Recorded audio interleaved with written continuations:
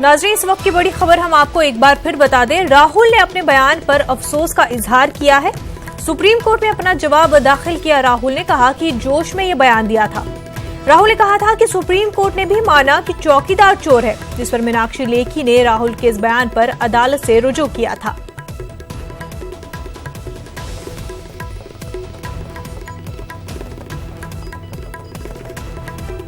हमारे साथ हमारे नुमाइंदे सुशील इस वक्त जुड़ चुके हैं। सुशील, आपसे जानना चाहेंगे कि राहुल गांधी ने कहा था कि जोश में यह बयान दिया था, अपना जवाब दाखिल किया है राहुल गांधी ने, किस तरह से इसको देखा जा रहा है?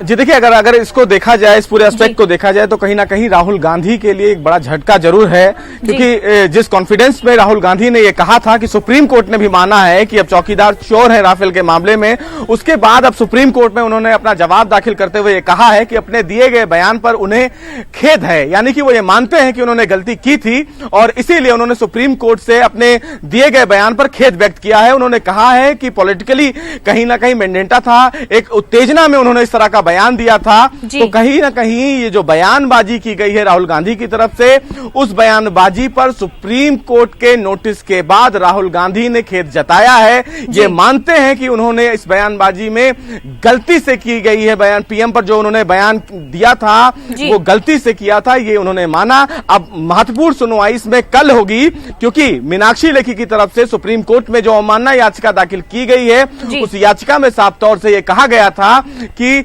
कोर्ट के आदेश की अवमानना किया है राहुल गांधी ने, लिहाजा इनके खिलाफ आपराधिक मानहानि का मुकदमा चलाया जाए। तो अब राहुल गांधी ने अपना जवाब दाखिल करके सुप्रीम कोर्ट में यह कहा है कि उन्होंने जो बयान दिया था उस बयान से उन्हें काफी खेद है, उन्हें काफी दुख है। लिहाजा अब फिलहाल इस पूरे मामले पर जब सुनवाई होगी तो सुप्रीम कोर्ट यह तय करेगा कि याचिकाकर्ता के मुताबिक क्या उनके ऊपर मानहानि का मुकदमा चलाया जाता है या नहीं चलाया जाता है। लेकिन जिस तरह उन्होंने मीडिया में एक बयान दिया था और यह कहा था कि राफेल के मामले पर सुप्रीम कोर्ट ने भी यह माना कि चौकीदार चोर हैं, उस बयान पर उन्होंने खेद जताया है। तो कहीं ना कहीं सुप्रीम कोर्ट के नोटिस के बाद अपने ही दिए गए बयानों से उन्होंने माफी मांगी है सुप्रीम कोर्ट से। जी बिल्कुल सुशील, और क्या कुछ रद्देमल देखने को मिल रहा है, क्योंकि राहुल गांधी ने कहा है कि उनको अफसोस है अपने बयान पर, तो कैसा रद्देमल देखने को मिल रहा है?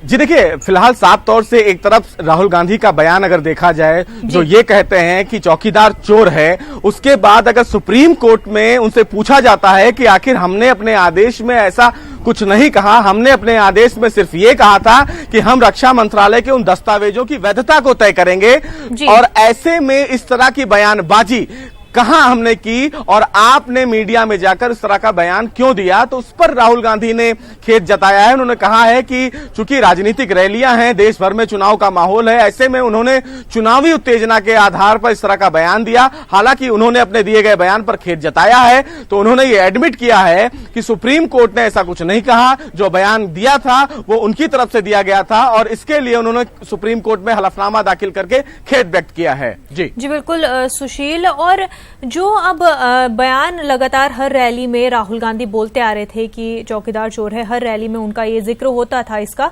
तो अब क्या क्रेडिबिलिटी रह जाती है?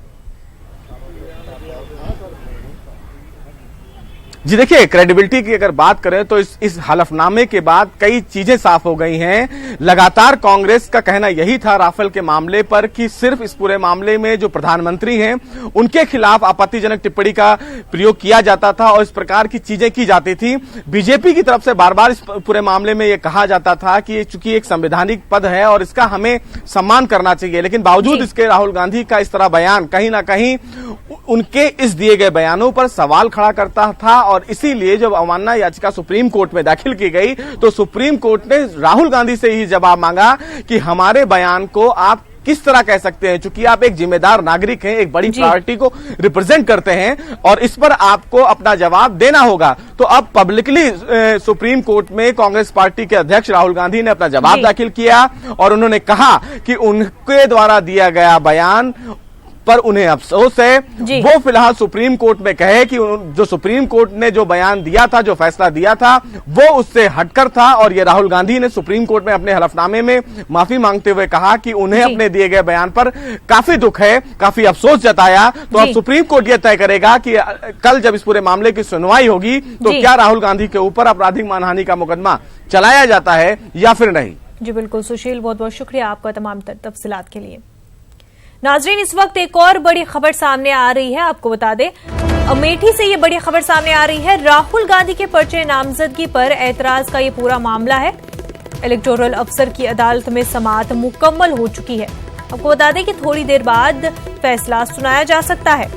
इस वक्त की एक और बड़ी खबर नाजरीन जो कि अमेठी से है। राहुल गांधी के पर्चे नामजदगी पर एतराज का ये पूरा मामला है। इलेक्टोरल अफसर की अदालत में समाअत मुकम्मल हो चुकी है।